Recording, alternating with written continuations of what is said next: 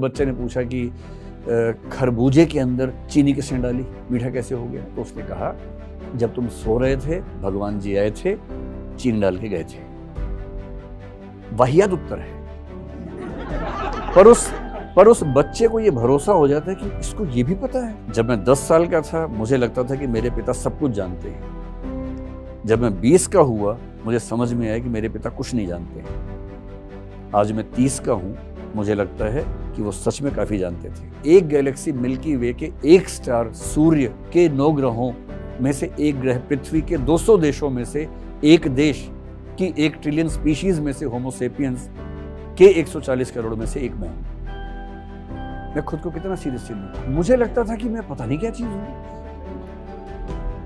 पढ़ने के बाद समझ में आया कि दरअसल मुझ में और मच्छर में खास अंतर नहीं है। जब मुझसे कोई पूछता है कि आपकी विचारधारा क्या है, मैं बोलता हूं मैं तुक्कावादी। हमारी सफलताओं हमारी विफलताओं में हमारी भागीदारी 0% है। फिलोसफी मैंने क्यों पढ़ा? मेरी मजबूरी थी, यूपीएससी के लिए पढ़ना था। और फिलोसफी पढ़ के मुझे मजा आ गया। कई ऐसे खिलाड़ी हैं जो 6-6, 7-7 अफेयर्स एक ही समय में चला रहे होते हैं।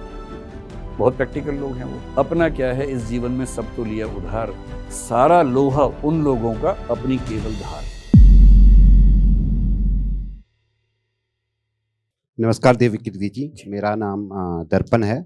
मैं 42 साल का हूँ। मैं इसलिए 42 साल का अपनी उम्र बता रहा हूँ क्योंकि मैं एक यूपीएससी एस्पिरेंट नहीं हूँ। तो अभी रिसेंटली मैंने आपकी एक फिलॉसफी की वीडियो देखी थी, शायद वो पहला क्लास था। उसमें आप सुकरात को कोट करते हुए कहते हैं कि बहुत कम लोग हैं जो ये जानते हैं कि वो बहुत कम जानते हैं और मैं उनमें से एक हूँ। हालांकि आपने अपने बारे में वो बात नहीं कही थी। और उसी में चूंकि मुझे वही रिसेंट वीडियो याद आ रहा है, उसी में आपने बाद में कहीं पे ये भी बोला था कि फिलॉसफी को लेके मेरे जो भ्रम थे कि फिलॉसफी को पढ़ के मेरे ज्ञान चक्षु खुल जाएंगे, वो पढ़ने के बाद वो भ्रम तो चले गए, लेकिन मेरे को एक इनलाइटेंड इग्नोरेंस, जो इग्नोरेंस थी वो इनलाइटेंड इग्नोरेंस में परिवर्तित हो गई। तो इसके साथ ये दोनों को अगर मैं सिरे इन दोनों कोट्स के सिरे एक और आपके कोट से जोड़ूं, जो आपने पास्ट में किसी इंटरव्यू में बोला था कि मैं खुद को सीरियसली नहीं लेता, तो मैं ये जानना चाहूंगा कि ये जो 3 कोट हैं और खासतौर पे आप अपने आप को खुद को सीरियसली नहीं लेते हैं, ये किस तरह डेवलप हुआ, इसकी क्या प्रक्रिया रही? शुक्रिया। देखिए दर्पण, पहली बात तो ये कि आप 42 साल के हैं और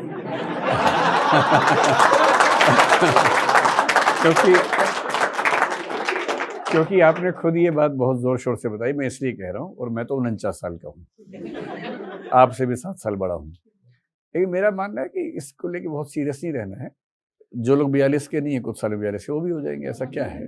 उम्र तो एक पड़ाव है, रहता है। और 42 के हैं तो यूपीएससी आप नहीं दे सकते, पर भारत के राष्ट्रपति बन सकते हैं आप। तो ये सोच के खुश हो जाइए कि आपके पास तो राष्ट्रपति बनने का चांस भी है। दूसरी बात आपने ये कही कि फिलोसफी के आपने कुछ वीडियोस देखे और सुकरात कहते हैं कि बहुत कम लोग जानते हैं कि वो बहुत कम जानते हैं। एकदम सही बात है। दर्शन पढ़ने से पहले मुझे लगता था कि सारे प्रश्नों के उत्तर मिलेंगे, और जो मिला वो ये कि किसी प्रश्न का उत्तर मिल ही नहीं सकता। किसी को भी नहीं मिल सकता तो मुझे भी नहीं मिल सकता। तो मैं मानता हूं कि इग्नोरेंस पहले भी थी, आज भी है, लेकिन अब एनलाइटेंड है। अब मुझे कोई किसी दार्शनिक का नाम बोल के डरा नहीं सकता, क्योंकि मैंने शायद उसको पढ़ा है, नहीं तो पढ़ सकता हूं। ये फायदा होता है फिलोसफी का। और आपका जो मूल प्रश्न है कि मैंने कहीं कहा कि मैं खुद को बहुत सीरियसली नहीं लेता, ये बात ठीक है।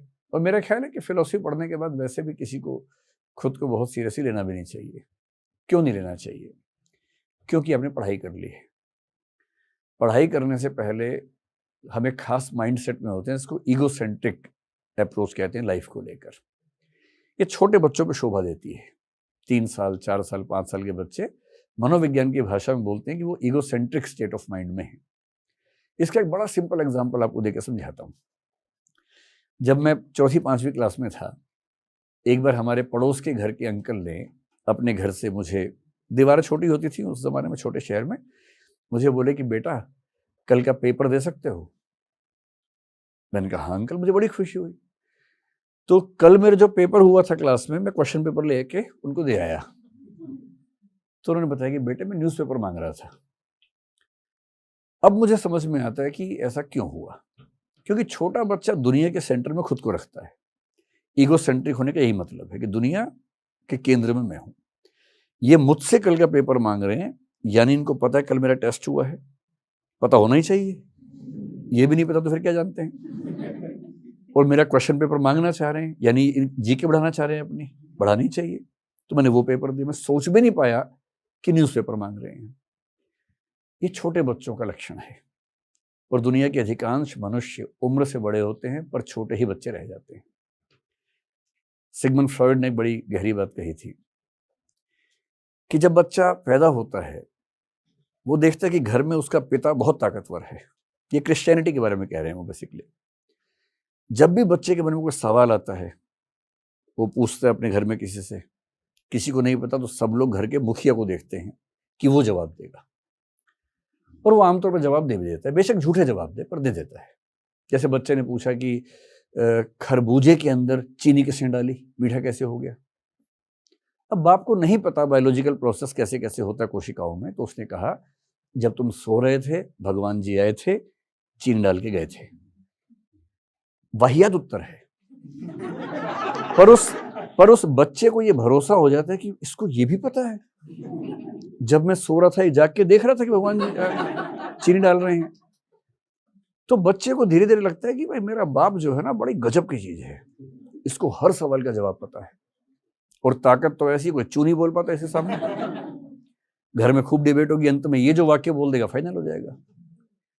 तो उसके मन में आता है कि मेरे घर के अंदर एक सत्ता है जो सर्वशक्तिमान है और सर्वज्ञ है, ओमनिपोटेंट, ओमनिशिएंट। फिर आगे चलकर उसको समझ में आने लगता है कि ये दुनिया रैंडम है और इस बात की गारंटी नहीं है कि भगवान ने बनाई हो। उसको आगे चलकर ये भी समझ में आने लगता है कि मेरे पिता सर्वज्ञ नहीं है, सर्वशक्तिमान नहीं है। हर घर में वैसे वैसे सर्वज्ञ घूम रहे हैं, तो मेरे पिता सर्वज्ञ नहीं है। इस झटके को वो झेल नहीं पाता और तब बड़ा बेचैन होता है। इसलिए आप देखेंगे जब लड़के लोग आमतौर पर जब 15 से 20 की उम्र में होते हैं अपने बाप के विद्रोही हो जाते हैं एकदम। और एक कहावत है, जब मैं 10 साल का था मुझे लगता था कि मेरे पिता सब कुछ जानते हैं। जब मैं 20 का हुआ मुझे समझ में आया कि मेरे पिता कुछ नहीं जानते हैं। आज मैं 30 का हूं, मुझे लगता है कि वो सच में काफी जानते थे। क्योंकि जब मैं 30 का होता हूं तो मेरा बच्चा 4 साल का होता है और वो मुझसे पूछता है खरबूजा मीठा कैसे हुआ। और तब मैं घूम फिर के वही कहानियां सुनानी शुरू करता हूं जिन कहानियों के विरोध में मैं विद्रोही हो गया था। तो जब समझ में आता है कि पिता उतने ज्ञाता नहीं है, तो फ्रॉइड ने कहा कि इसका मतलब है कि आपको अपनी जिंदगी अपने बलबूते जीनी है। इतना कॉन्फिडेंस सब में नहीं होता, और जब कॉन्फिडेंस नहीं होता तो वो एक और बाप की तलाश करते हैं। और क्रिश्चियनिटी में फादर का मतलब होता है ईश्वर। इसलिए यहूदी और इस्लाम धर्म की तुलना में तीसरा सेमेटिक धर्म क्रिश्चियनिटी ईश्वर को पिता कहता है, फादर कहता है। ओल्ड टेस्टामेंट में ईश्वर को फादर एक बार भी नहीं कहा गया है। न्यू टेस्टामेंट में 300 बार कहा गया है, क्योंकि न्यू टेस्टामेंट ईसा मसीह की टीचिंग से बना हुआ है और वो फादर कहते हैं। और फ्रॉइड ने कहा क्योंकि इंसान इस बात के लिए तैयार नहीं है कि वो बिना किसी गॉड फादर के, गॉड फादर है देखिए, बिना किसी गॉड फादर के खुद अपनी जिंदगी को झेल सके, इसलिए उसे ढूंढना पड़ता है एक ऐसा पिता। और उन कल्पनाओं से जो पिता बनता है उसकी छवि वैसी ही होती है जो घर के पिता की होती है, सर्वज्ञ, सर्वशक्तिमान, सर्वव्यापक। जब आप ये सब पढ़ते हैं तो आपको समझ में आने लगता है कि दरअसल आप सच में कुछ नहीं जानते थे और हम ईगोसेंट्रिक थे। बाद में समझ में आता है कि दुनिया बहुत बड़ी है, ब्रह्मांड बहुत बड़ा है। और जिसको समझ में आ गया कि ब्रह्मांड बहुत बड़ा है उसे किस बात का घमंड होगा, वो खुद को क्यों सीरियसली लेगा। कायदे की बात है कि मुझ में और धूल के एक कण में अंतर इतना कम है, पर वो देखने के लिए मेरी नजर नहीं चाहिए, इस पूरे ब्रह्मांड को समझने वाली नजर चाहिए। अभी खेल के देख लीजिए, मेरी क्या हैसियत है। अगर मैं अपनी, जो मेरी है वो आपकी भी वही है, सबकी वही है बेसिकली, है ना, सिर्फ मेरी नहीं, किसी की बात कर लें। हमारी क्या हैसियत है अगर ईमानदारी से सोचें। इस दुनिया को बने हुए माना जाता है कि 1400 करोड़ साल हो चुके हैं, बिग बैंग हुए। इस पृथ्वी को बने हुए लगभग 450 करोड़ साल हो चुके हैं। मनुष्य का जो जीवन है उस जीवन की उत्पत्ति को 370 करोड़ साल हो चुके हैं। होमो सेपियंस को बने हुए 3 लाख साल हो चुके हैं। आज की दुनिया में 800 करोड़ होमो सेपियंस घूम रहे हैं दुनिया में, उनमें से एक मैं हूं। 1 ट्रिलियन स्पीशीज हैं इस दुनिया में, केवल पृथ्वी की बात कर रहा हूं मैं। अभी तो क्वांटम फिजिक्स कह रही है कि मेटावर्सेस, ये मेटावर्स तो इनका है, मल्टीपल वर्सेस हो सकते हैं, मल्टीवर्स हो सकते हैं। जिस यूनिवर्स को हम लेके बहुत खुश रहते हैं, ऐसे ऐसे कितने यूनिवर्स हैं पता नहीं। एक यूनिवर्स में कितनी गैलेक्सीज हैं पता नहीं। एक गैलेक्सी में कितने स्टार हैं पता नहीं। उसमें से एक गैलेक्सी मिल्की वे के एक स्टार, सूर्य के 9 ग्रहों में से एक ग्रह, पृथ्वी के 200 देशों में से एक देश की 1 ट्रिलियन स्पीशीज में से होमो सेपियंस के 140 करोड़ में से एक मैं हूं। मैं खुद को कितना सीरियसली लूं? मतलब मेरे होने से क्या हो जाएगा और मेरे न होने से क्या रुक जाएगा? ये तो है तथ्य, ये तो है सत्य। सत्य थोड़ा कड़वा होता है, झेलना मुश्किल होता है। फिलॉसफी पढ़ने का मजा ये है कि आपको सत्य झेलने के लिए तैयार कर देती है, और मैं अपने इस सत्य से सहज हो गया हूँ। मैं बड़े रेफरेंसेस देता हूँ फिलोसफर से, क्योंकि मैंने उनको पढ़ के ही सीखा है। कभी मौका मिले तो एक जर्मन फिलोसफर थे 19वीं सेंचुरी में, किरकेगार्ड नाम था, सोरेन किरकेगार्ड। बड़े गहरे चिंतक थे, हीगेल के समकालीन थे, हीगेल के विरोधी थे। उन्होंने कहा कि जब आप बुद्धि से चीजों को समझने का प्रयास करेंगे तो आपको केवल अनिश्चितता हाथ लगेगी। जैसे ईश्वर है या नहीं, आप कितना भी तर्क लगा लीजिए, कोई निश्चित उत्तर नहीं मिलने वाला, कितना भी दिमाग लगा लीजिए।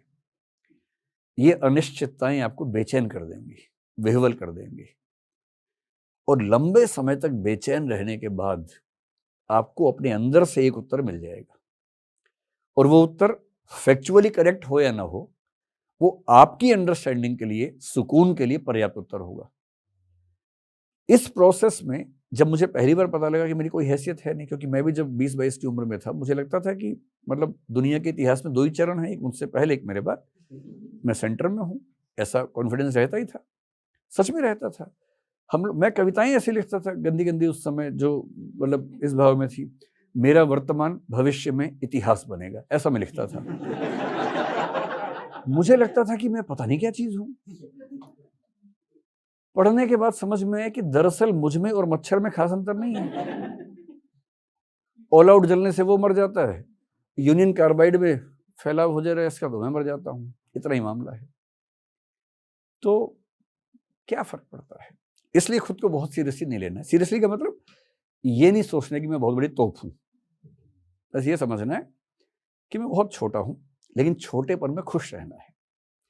आपको तो क्योंकि कविताओं का शौक है, आपने अच्छे कवियों का नाम बोला, ये कविता आपको सुनाता हूँ।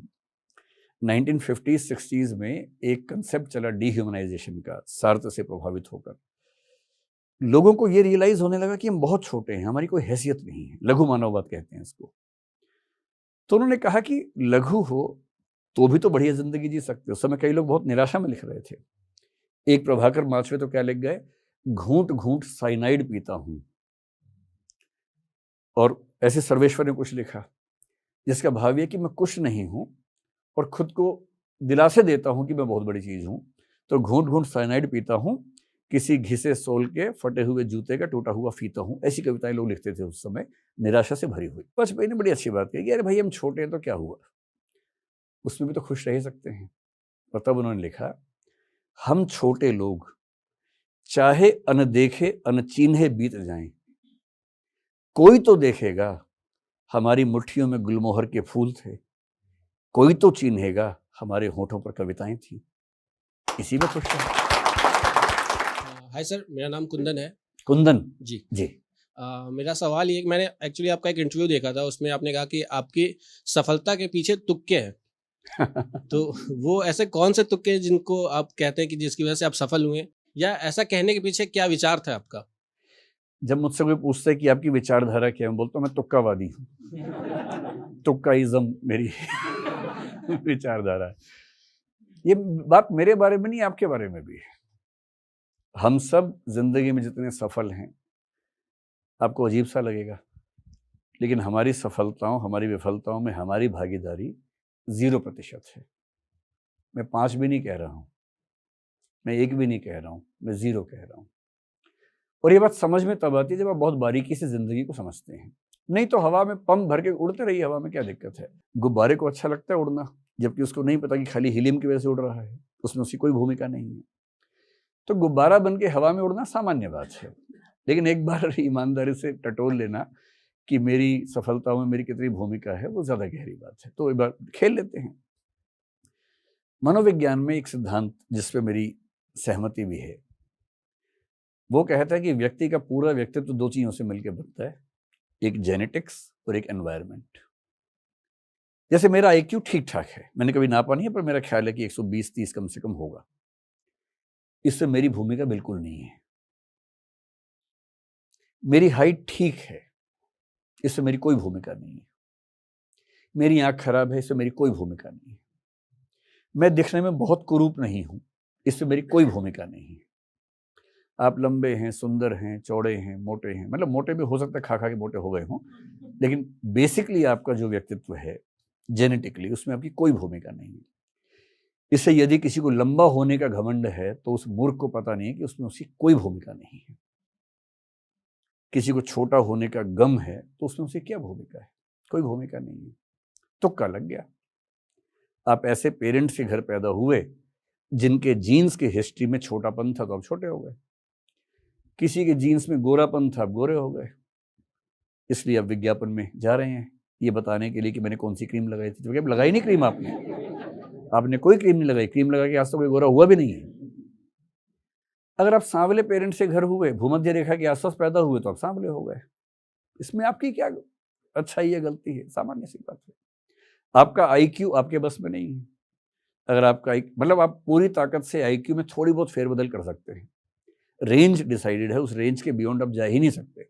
मैं अमेरिका का राष्ट्रपति नहीं बन सकता, क्योंकि वहां संविधान में लिखा है कि जो वहां जन्म से नागरिक होगा वही बन सकता है। मैं कैसे जन्म लूं वहां जाके? दूसरा तुक्का क्या है? एनवायरमेंट।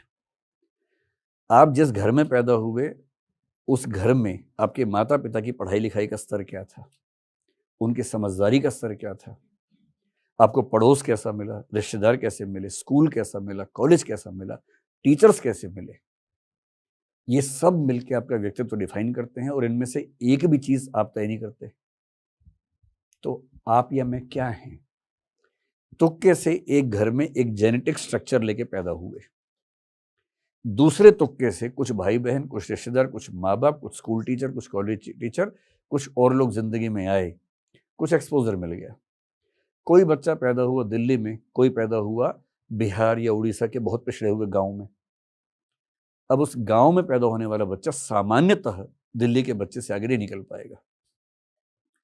आप हुए उच्च जाति, उच्च कुल में, कोई हुआ दलित समाज में, ऊपर से महिला के रूप में हुआ, उसे जिंदगी में परिस्थितियां ही नहीं मिली। आपका सपना है कि मैं देश का प्रधानमंत्री बनना चाहता हूं, उसका सपना है कि गांव में जितना गोबर बिखरा है सारा मेरा हो जाए, क्योंकि पहले मैंने देख लिया है, मेरा है गोबर सारा का सारा। सपनों में कितना अंतर है। इलॉन मस्क इतना सफल आदमी है, मैं कल्पना करता हूं अगर वो बुरुंडी में पैदा होता तो बन के दिखा देता, बन के दिखा दे भाई। अगर इतना ही आपका व्यक्तित्व महान है तो बन के दिखा दीजिए। इलॉन मस्क अमेरिका में ही पैदा हो सकता है। पैदा हर जगह होते हैं, पर बनता वही है जो अमेरिका में होता है, क्योंकि वहाँ की इकोनॉमी ऑप्शंस देती है, वहाँ नॉलेज इकोनॉमी है, वहाँ हर चीज़ आपको मिलती है। स्टार्टअप करने के लिए पूंजी आराम से मिलती है, सरकार की तरफ से कोई दबाव नहीं होता। लिबरलिज्म, लिबर्टेरियनिज्म जिस लेवल पर पूंजीवाद को सपोर्ट करता है, वो विचारधारा दुनिया में कहीं नहीं मिलती है। ऐसा क्यों है कि दुनिया के सबसे बड़े 10 स्टार्टअप में से कम 7 अमेरिका में ही दिखते हैं हमें? इसलिए नहीं है कि अमेरिका के लोग बहुत स्मार्ट होते हैं, ये इसलिए है कि उनका एनवायरनमेंट ऐसा है कि वो सफल हो जाते हैं। क्यों भारत से हमें पिछले कुछ सालों से देखें तो ज्ञान की दुनिया में बहुत बड़े प्रकांड काम हम नहीं कर पा रहे हैं? दिमाग थोड़ा ना कम है, वैसा सेटअप नहीं है, स्ट्रक्चर्स नहीं है, वैसा माहौल नहीं बन पा रहा है। और इस पूरे मामले में आप किसी की जिंदगी की व्याख्या कर लीजिए। अगर आप मुझसे पूछें, मैं आज जो आपको दिख रहा हूं कैसे बना, मेरा तुक्का लग गया कि मेरे पेरेंट्स हिंदी भाषा के अध्यापक थे दोनों, इसलिए मेरी हिंदी अच्छी हो गई। मेरा तुक्का था कि मेरी माँ उसी स्कूल में टीचर थी जहां मैं स्टूडेंट था, और मेरे दोनों पेरेंट्स ने जिद कर करके मुझे मंच पे उतार दिया तीसरी क्लास में डिबेट बोलने के लिए, कविताएं बोलने के लिए। मेरा मन नहीं करता था, डांट खाता था, मंच पे जाता था। लेकिन 2-4 साल होते होते मैं मंच के लिए इतना सहज हो गया। मैंने स्कूल और कॉलेज में मिलाकर लगभग 1000 डिबेट्स में पार्टिसिपेट किया है। शायद 800-900 जीती भी होंगी उनमें से। इतना अनुभव मुझे उसका मिला। क्यों मिला? मेरे दोस्तों को तो नहीं मिला, मेरे स्कूल के किसी बच्चे को नहीं मिला, मुझे मिला क्योंकि मुझे पेरेंट्स ऐसे मिले। उनका जेनेटिक स्ट्रक्चर ऐसा था कि मेरा IQ भी ठीक हो गया, मेरी भाषा ठीक हो गई। मेरे पिताजी की इच्छा थी कि मेरा बच्चा दिल्ली जाके पढ़े, मुझे सुविधाएं मिली, मेरे दोस्तों को नहीं मिली। वो छोटे शहर में रह गए, मैं दिल्ली आ गया। मुझे दिल्ली विश्वविद्यालय का माहौल मिला। उस माहौल में मैंने बहुत कुछ सीखा, क्योंकि विश्वविद्यालय अच्छा कैसे बनता है? विद्यार्थियों से बनता है। मुझे ऐसे विद्यार्थी मिले। फिर उस माहौल ने मुझे सिखाया कि UPSC देना चाहिए एग्जाम। तब तो मेरा पढ़ने में शौक नहीं था। मैंने UPSC के लिए पहली बार, क्योंकि ऑप्शन लेना पड़ता है, सोशियोलॉजी लिया। उस विषय को पढ़ के मुझे लगा कि पढ़ाई की दुनिया इतनी सुंदर है। संयोग से सोशियोलॉजी में नंबर नहीं आए, तुक्का ऐसा हुआ, तो मैंने विषय बदला, एंथ्रोपोलॉजी लिया कुछ महीने के लिए। फिर लगा कि हिंदी में नहीं संभल पाएगा, वो छोड़ के फिलोसफी लिया। फिलोसफी मैंने क्यों पढ़ा? मेरी मजबूरी थी, UPSC के लिए पढ़ना था। और फिलोसफी पढ़ के मुझे मजा आ गया, लिटरेचर पढ़ के मजा आया। बाद में जनरल स्टडीज में संविधान पढ़ा।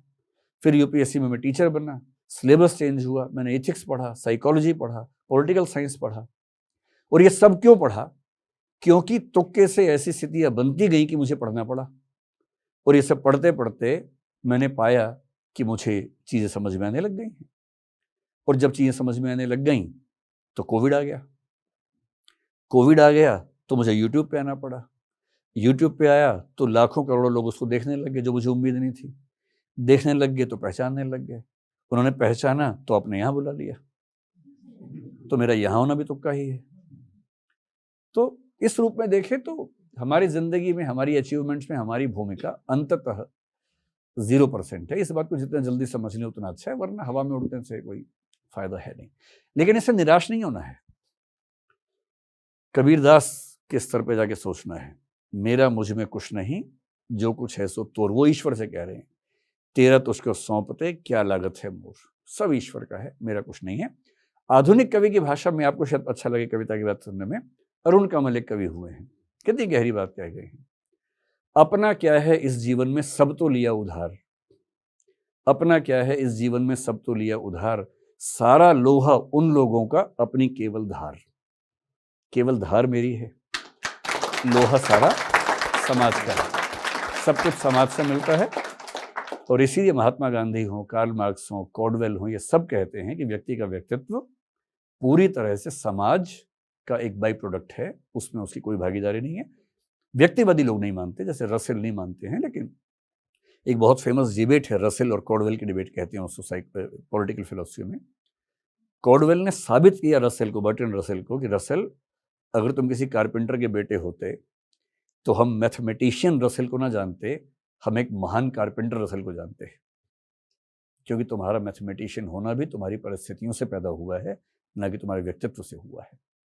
और ये बात सही भी है, इसको कैसे खारिज कर सकते हैं। इसलिए निराश हो, विफल हो तो ज़्यादा परेशान मत होइए, इसमें आपकी भूमिका बहुत कम है। सफल हैं तो ज़्यादा उछलिए मत, दूसरों को नीचा मत दिखाइए कम से कम, क्योंकि जिसको आप नीचा दिखा रहे हैं उसकी परिस्थितियाँ आपसे खराब थी, इतनी सी बात है। शादी ब्याह में जाए कोई वेटर मिले, उससे गंदे से बात मत कीजिए, क्योंकि चांस की बात है कि आप यहाँ हैं, वो वहाँ है। हो सकता था कि आप वहाँ होते, वो यहाँ होता, सिर्फ चांस की बात है। इसी को फिलोसफी में नियतिवाद कह देते हैं, डिटर्मिनिज्म कहते हैं। मैं उसके समर्थन में बात नहीं कर रहा हूँ, लेकिन मैं सिर्फ इतना कह रहा हूँ कि घमंड से बचना चाहिए। कोई वजह नहीं है कि हम घमंड करें या कर सके। जी नमस्ते सर, मेरा नाम शिवांगी है। पर अपने सवाल पर सीधा जाने के पहले मेरी कुछ व्यक्तिगत भावनाएं हैं जो हम यहाँ पर व्यक्त करना चाहते हैं। पहली बात तो जोश टॉक्स के उस आइकॉनिक मंच पर आपको देखकर एक बॉलीवुड का गाना याद आ रहा है कि आप आ गए हैं, नूर आ गया है। क्या बात है।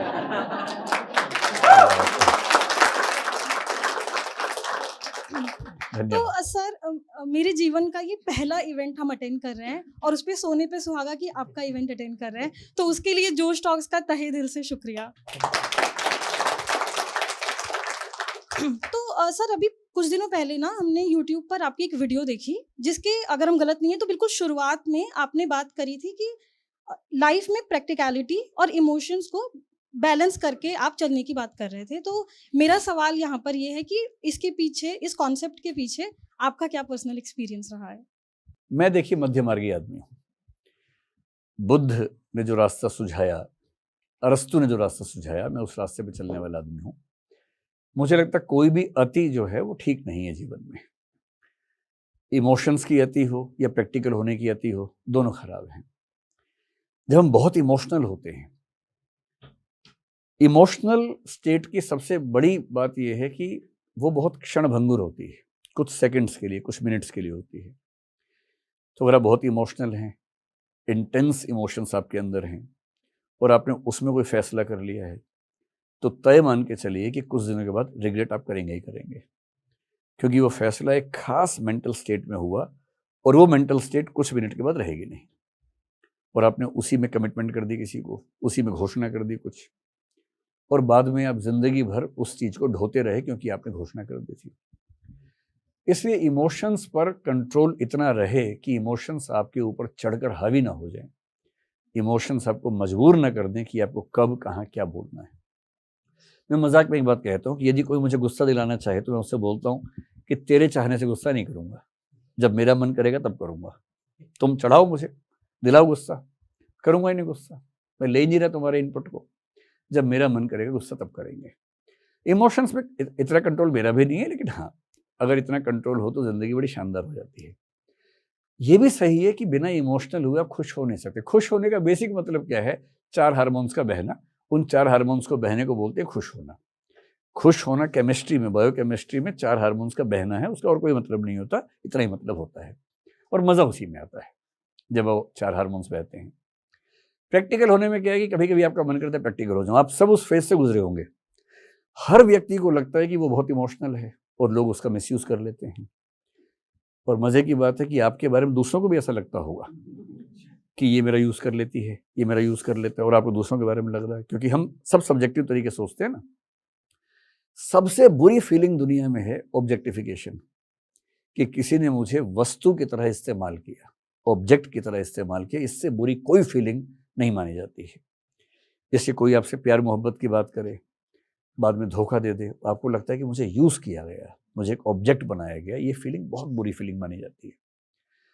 बहुत प्रैक्टिकल होने पे कई बार मन करता है कि हम दूसरों को ऑब्जेक्ट की तरह यूज कर लें।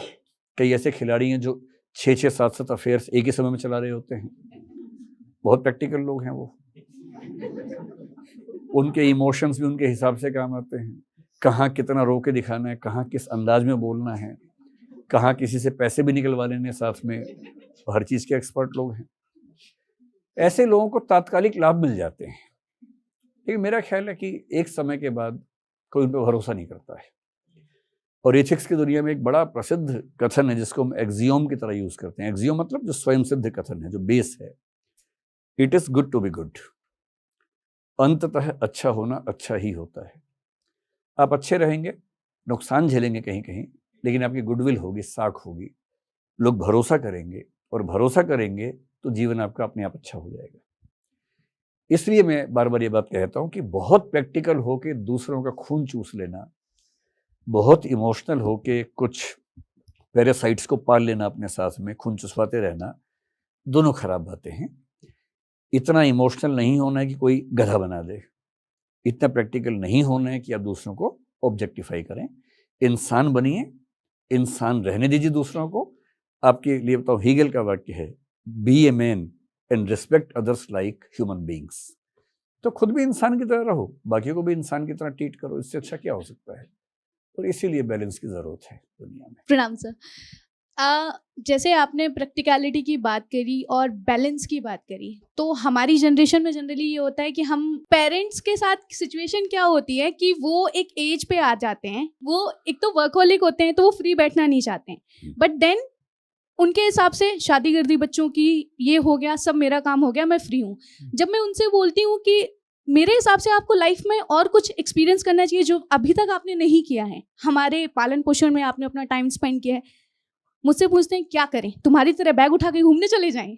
तो आपके हिसाब से क्या सोल्यूशन होगा कि मैं एज अ डॉटर या कोई भी बच्चा मेरी एज का उनको ये सजेस्ट कर सके कि वो अपनी ज़िंदगी को ये ना सोचें कि बस मैं 60 साल का हो गया तो हो गया। मतलब हम लोग जिस समाज में हैं अभी एक ट्रांजिशन के फेज में हैं, स्पेशली जो मिडिल क्लास में पेरेंट्स अभी हैं, ये लगभग आखिरी पीढ़ी है जिसको अपने सुखों की बहुत चिंता नहीं है, अपने बच्चों के सुखों के लिए सेक्रीफाइस कर चुके हैं। क्योंकि आप में से अधिकांश के पेरेंट्स वो हैं जिन्होंने बहुत स्ट्रगल करके आपको पढ़ाया है, बहुत पैसा बचा नहीं पाए हैं, और अगर थोड़ा बचा भी लिए तो खर्च करने का साहस उनके अंदर नहीं है। पैसा होता कई लोगों के पास, खर्च करने का साहस नहीं होता। अपने ऊपर खर्च करने का तो और साहस नहीं होता, उनको आत्मग्लानि होती है, गिल्ट फीलिंग होती है कि मैंने अपने ऊपर खर्च कर लिया, जबकि बच्चों के काम आने चाहिए पैसे।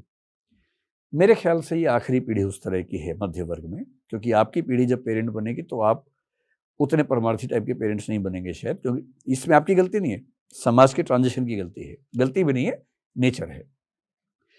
इंडिविजुअलिज्म हमारे समाज में पहली बार ठीक से उभरना शुरू हुआ है मध्य वर्ग में।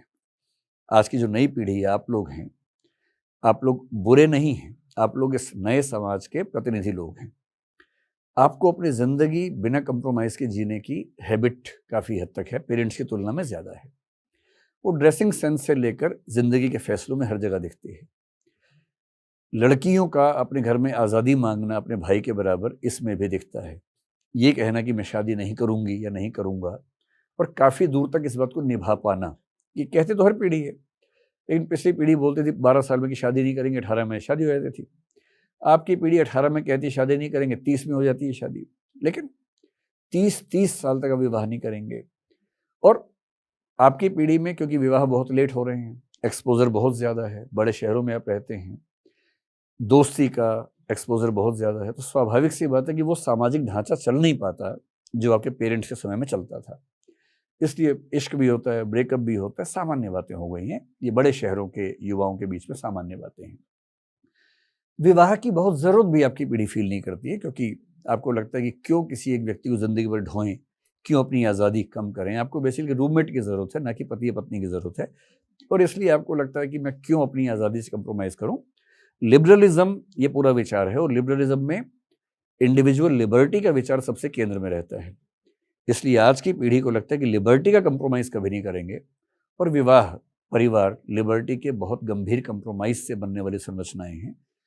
आपके पेरेंट्स ये बात चाह के भी नहीं समझ पाएंगे, लेकिन ये भी है कि अगर एक बार उनको टेस्ट लग गया तो उसकी वैल्यू समझ जाएंगे। आप उनसे कोशिश करके एक आध बार बाहर घुमाइए। एक फिल्म आई थी क्वीन नाम की कुछ साल पहले, वो एक बड़ी लिबरेटिंग फिल्म महिलाओं के लिए मानी जाती है। एक लड़की है, उसकी शादी होने वाली है, शायद टूट गई है, मुझे एग्जैक्टली कहानी ध्यान नहीं है, कुछ ध्यान है। फिर वो किसी वजह से विदेश यात्रा पर चली जाती है, और उसको समझ में आता है कि लिबरेशन क्या होता है। अब हमारे समाज में जो बड़ी उम्र के लोग हैं, उनकी इच्छाओं का सम्मान करने की परंपरा नहीं है। उनकी भी तो इच्छाएं हो सकती हैं, सामान्य इच्छाएं हो सकती हैं। Life in A metro film में एक सीन है जिसमें दो बूढ़े व्यक्ति एक दूसरे को प्रेम करते हैं। एक सीन दिखाया है, डर के मारे कि ज़्यादा क्रिटिसिज्म ना हो जाए समाज का, तो उन्होंने अवॉइड किया उस चीज़ को, लेकिन हल्का सा दिखा दिया। अभी पिछले सप्ताह एक फिल्म आई है, थाई मसाज नाम की फिल्म आई है। फिल्म के नाम पे मत जाइए, फिल्म बहुत ही शानदार फिल्म है। उस फिल्म के जो हीरो हैं मेरे बड़े अच्छे दोस्त हैं, उन्होंने मुझे खुद फ़ोन करके कहा कि ये फिल्म आप देखिए, बताइए कैसी है। मैं भी उनको बता नहीं पाया हूँ, आज बताऊंगा। मैंने कल ही वो फिल्म देखी। फिल्म में जो है वो सो है, वो तो आप देखेंगे, लेकिन एक जो मूल बात है वो ये है कि बड़ी उम्र का व्यक्ति जिसकी पत्नी की मृत्यु हो चुकी है, उसकी पत्नी 22 साल तक एक बीमार अवस्था में रही, उसको लकवा मार गया था, पैरालिसिस हो गया था। उस व्यक्ति की उम्र 60-70 के आसपास हो गई है। उस व्यक्ति के जीवन में सब कुछ है, प्रेम है ही नहीं। 23 साल से उसको प्रेम हासिल नहीं हुआ है, और उसके दोस्त सारे उस मुद्रा में आ चुके हैं कि चलो अब जागरण करेंगे, रात को ढोल बजाएंगे, और चलो बुलावा आया है उस पर कर लेते हैं। बुलावा आने ही वाला उनको लग रहा है, और ये कह रहे हैं कि नहीं, मैं सामान्य जीवन जीने की इच्छा रखता हूं, तो उसमें क्या बुरी बात है। एक वृद्ध व्यक्ति अपना सामान्य जीवन जीने की इच्छा रखते हुए कैसे एक बहुत लंबी स्ट्रगल करता है, कुछ लोगों के सहयोग से एक जगह जाता है, वहां उसे ऐसा प्रेम उपलब्ध होता है जिसमें इमोशंस नहीं है, और वो खुद को सहज महसूस नहीं करता, मना कर देता है, और बाद में उसको इमोशंस के साथ एक प्रेम का प्रसंग नसीब हुआ। और पूरी फिल्म का मूल विषय ये है कि क्या इस व्यक्ति को गिल्ट फीलिंग होनी चाहिए, या हमारे समाज को इन व्यक्तियों के लिए इतना सहज होना चाहिए कि उनकी इच्छाएं भी पवित्र और जायज़ हो सकती हैं। क्या होता है कि बड़े बूढ़ों की इच्छाओं का सम्मान करने की परंपरा है नहीं हमारे समाज में, और ये तभी होती है जब समाज समृद्ध होने लगता है। अब हमारा समाज समृद्ध होने लगा है, अगली पीढ़ियों में जब आप लोग बड़े बूढ़े होंगे तो आप लोग लड़ जाएंगे इस बात पे। आपके पेरेंट्स लड़ नहीं पाएंगे, उनके लिए आपको लड़ना पड़ेगा। वो भारत से बाहर घूमने नहीं जाएंगे, खर्चा हो जाता है। आप उनको पहली बार ज़बरदस्ती घुमाइए। जैसे ही आप बोलेंगे पैसे मैं दूंगी, वो कहेंगे क्यों, तेरे पैसे क्यों खर्च करें, बेटी के घर का पानी नहीं पीते हम तो पैसे की बात कर रही है। तो उनको झूठ बोलिए, उनको बोलिए कि मेरी कंपनी ने कहा है कि आप पेरेंट्स को कंपनी के खर्चे पर भेज सकती हैं। फिर तैयार हो जाएंगे, तुरंत तैयार हो जाएंगे। उसके बाद फिर वो एक सेकंड में तैयार हो जाएंगे। और एक बार उनको थोड़ा यूरोप घुमा दीजिए या दुबई घुमा दीजिए, 3-4 दिन घूमेंगे तो उनको ये लगेगा कि दुनिया ऐसी भी है। और जब एक बार एहसास होगा, फिर वो 6 महीने बाद पूछे कि बेटा कंपनी का और कोई ऑफर नहीं आ रहा है? और कंपनी का तो पहले भी नहीं आया था। आप आज जो हैं उनकी वजह से हैं, तो जितना कमा रही है थोड़ा बचा बचा के घुमाइए उनको। क्योंकि जिस दिन वो चले जाएंगे ना, उस दिन बड़ा दुख होगा कि उनके लिए काश मैं ये कर पाती। तो जो सोच सकती हैं अभी कर दीजिए, बाद में आप पैसा लेके बैठी रहेंगी, मौका नहीं मिलेगा। इसलिए जब तक मौका है, पेरेंट्स को जितना सम्मान दे सकती हैं, सुख दे सकती हैं, दीजिए। और उनको ज़्यादा धार्मिक होने से रोकिए, उनको व्यावहारिक बनाइए, दुनिया घुमाइए और एंजॉय करें। और यदि वो बहुत पुराने कपड़े पहनने लगे, जीन्स विन्स पहनाइए उनको और घुमाइए थोड़ा। ये उनको रियलाइज करवाइए कि जीवन खत्म नहीं हुआ है। 60 का होना जीवन खत्म। मैं अमेरिका आज तक एक बार गया था 10 साल पहले। मैं एक दृश्य आपको बताता हूँ, वो बड़ा इंटरेस्टिंग लगेगा। मैं जहाँ था ह्यूस्टन में, मेरे बड़े भैया रहते हैं, उनके घर पे था। तो वो बोले कि मैं तुझे थोड़ा घुमा के लाता हूँ। तो तय हुआ कि लुइसियाना हम जाएंगे, जो उसके पड़ोस में एक प्रांत है। तो मैंने कहा कैसे जाएंगे? तो बोले सुबह सुबह बस चलती है यहाँ से, उस बस में चलेंगे, वहाँ कैसीनो होते हैं, तो कैसीनो देख के आएंगे। मुझे कैसीनो का नाम सुना था, कैसा होता है पता नहीं था उस समय तक। तो मैंने ठीक है देखते हैं, कम से कम एक्सपीरियंस तो होगा। तो सुबह सुबह में एक बस में गए। वो बस चलती है ह्यूस्टन से, टेक्सास से, सीधे कैसीनो के लिए ही चलती है। चलेगी, कैसीनो पे रुकेगी, सुबह मान लीजिए 10 बजे छोड़ देगी, फिर रात को 8 बजे फिर वहाँ से चलेगी, सब वापस आ जाएंगे। उस बस को चलाने वाली एक महिला थी, अश्वेत महिला थी। कंडक्टर भी एक अश्वेत महिला थी। मैं तो इसी में गदगद हो गया कि यहाँ पर ऐसा भी होता है। हमारे यहाँ तो बस चलाने वालों से बात करते घबराहट होती है, तो वहाँ अलग मामला था ना। मुझे बड़ी खुशी हुई कि उस पूरे बस के ऑपरेशंस में कोई पुरुष था ही नहीं, 2 थे, दोनों महिलाएं थी, और बड़ा कॉन्फिडेंस उनके अंदर दिखा मुझे। और उससे बड़ी बात क्या थी, उस बस में जितने लोग बैठे हुए थे वो सब जुआ खेलने वाले लोग थे। दर्शक तो मेरे जैसे एक आध लोग रहे होंगे, बाकी तो जो अभ्यस्त लोग थे। उस बस की औसत उम्र अगर निकालें, वो कम से कम 80 साल थी। सारे लोग 80, 82, 85 चल नहीं पा रहे हैं, लेकिन जुआ खेलने जा रहे हैं। क्योंकि वो अकेले हैं, बच्चे सेटल्ड हैं, अकेले रहते हैं। वो रोज वहां जाते हैं, दिन भर वहां खेलते हैं, आपस में छोटा छोटा खेलते हैं, थोड़ा हार गए, थोड़ा जीत गए, मन खुश रहता है। शाम को सब लोग वहां पर बैठ के खाना वाना कर लेते हैं, पार्टी कर लेते हैं, वापस आते हैं, दिन बढ़िया गुजर जाता है। क्यों जरूरी है कि 60 के बाद आपको पूजा पाठ हवन ही करना है? जिंदगी जितनी दी है भगवान ने, उतनी तो एंजॉय कर लो, वरना भगवान भी कहेंगे कि यार 100 दे के भेजा, 60 में वापस आ गया, बाकी 40 बेकार कर दिए, है ना। तो अपने पेरेंट्स को समझाइए, ये सब ले जाइए जबरदस्ती एक बार कंपनी का नाम बोल के, और धीरे धीरे वो ठीक हो जाएंगे। और सबको ये करना चाहिए, ये मौका फिर नहीं मिलेगा बाद में। सर मेरे 2 क्वेश्चन हैं और हम आज के लास्ट 2 क्वेश्चन क्वेश्चंस रखेंगे। हैं? हाँ, जी, 2 जी। क्वेश्चंस हैं। तो पहला क्वेश्चन मेरा ये है कि ऐसा कोई पल या इंसिडेंट जिसको आप खुद का पर्सनल फेलियर मानते हो, और उस इंसिडेंट को या फेलियर को आपने ओवरकम कैसे किया, वो है पहला क्वेश्चन। एंड जो सेकंड ये है कि आपने बोला कि अभी आपका 16 साल का बेटा है, तो अब वो खरबूजे वाली उम्र तो चली गई, बट फिर भी वो क्वेश्चंस पूछ रहा होगा इंटरेस्टिंग उसकी लाइफ के बारे में। तो एक लेसन जो आप अपने बेटे को आज देना चाहेंगे। वो लेकिन लेना नहीं चाहेगा। मैं दे भी दूंगा तो। तो पहला सवाल आपका ये है कि कोई एक ऐसा मोमेंट जब मेरा फेलियर हो। हाँ, अगर देखा जाए तो नियर हिस्ट्री में 2019 में ऐसा हुआ कि उस समय दृष्टि केवल मुखर्जी नगर में हम मैनेज करते थे। हम 6-7 टीचर्स की टीम थी मुझे मिला के, और हमारी टीम के 5 टीचर्स ने एक साथ दृष्टि छोड़ने का फैसला किया। क्यों किया मुझे आज तक नहीं पता, बहुत क्लियर बात हमारी हुई नहीं। 2-4 बार हुई तो बहुत क्लियर आंसर्स मिले नहीं। मेरा ख्याल है कि उनके मन में ये भी रहा हो कि हम अपना उद्यम करके देखें, जो कि सामान्य बात है, किसी का मन कर ही सकता है। मुझे लगता है कि अगर मैं थोड़ा सा और पहले सक्रिय होकर संवाद कायम करता तो शायद वो नौबत ना आती। हालांकि वो हुआ, एक बार हमें लगा कि हम क्राइसिस में हैं। फिर मैनेज, दुनिया में क्या मैनेज नहीं होता है। और इंटरेस्टिंग बात है कि उस समय यदि हम x थे तो आज हम 5x हैं या 7x हैं, 8x हैं। हम, मेरा मानना है कि दुनिया में जब कठिन समय आए तो उसे एक अवसर मान के ट्रीट कीजिए, और आप पाएंगे कि वो कठिन चुनौती ना आती तो आप सफल हो ही ना पाते। इसीलिए दाग अच्छे हैं, थोड़े दाग लगे रहें तो बढ़िया है। मतलब मुझे लगता है कि उसके बाद से मैं थोड़ा सा ज़्यादा कोशिश करता हूँ कि मेरी टीम के लोगों में कम्युनिकेशन ज़्यादा रहे, ताकि यदि कोई दिक्कत है तो पहले ही सॉल्व हो जाए, बहुत दूर तक बात ना जाए। ये शायद आपके लिए भी एक महत्वपूर्ण बात हो सकती है, क्योंकि आप भी एक बहुत बड़ी टीम को मैनेज करती हैं, रन करती हैं। और मेरा बेटा जो 16 साल का है, उसको क्या लेसन दें। मतलब वो मेरा दोस्त है काफ़ी अच्छा, हम लोग बढ़िया बातें करते रहते हैं। पढ़ाई का दबाव मैंने आज तक डाला ही नहीं उस पर। मैंने उससे इतना ही कहा कि बस हर साल एक क्लास पास करते रहो तो काफ़ी है, और उस पर वो खरा उतर रहा है आज तक। तो उसने अभी तक निराश किया नहीं इस मामले में। बहुत पढ़ाकू जैसे मैं नहीं था, वो भी नहीं है। जीन तो मेरे ही है, उसकी क्या गलती है उसमें, उसकी कोई खास गलती इस पर नहीं है। आजकल वो साइकोलॉजी, इकोनॉमिक्स और सोशियोलॉजी पढ़ रहा है और एंजॉय भी कर रहा है, मुझसे बात भी करता है। कॉन्फिडेंस उसमें अब ठीक ठाक आ गया है। अब वो अकेला बहुत दूर दूर तक ट्रैवल कर लेता है। मैं उससे एक बात कहता हूँ हर पेरेंट की तरह, भाई थोड़ा ज़्यादा पढ़ो, थोड़ा अच्छी किताबें पढ़ लो, थोड़ा कुछ स्विमिंग सीख लो, कोई स्पोर्ट में एक्टिव हो जाओ। वो स्पोर्ट सीखता है बार बार, जैसे अच्छे लेवल पे आता है छोड़ देता है।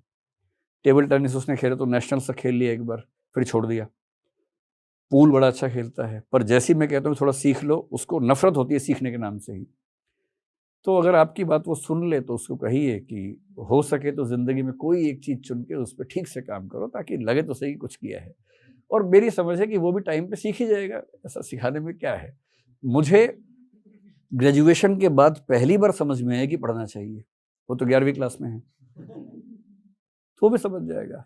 लेकिन फिर भी अगर आपकी बात सुने तो आप कह सकती हैं कि भाई थोड़ा सा कोई एक फील्ड सोचो, बेशक खेल ही सोचो, बेशक पतंग उड़ाना ही सोचो, पर ठीक से पतंग उड़ाओ, उसी में काम कर लो। लेकिन कुछ ऐसा जो इंटरेस्ट के हिसाब से बढ़िया हो। और मेरी तरफ से या उसकी मम्मी की तरफ से ऐसा कोई दबाव है ही नहीं कि आपको ज़िंदगी में क्या करना है।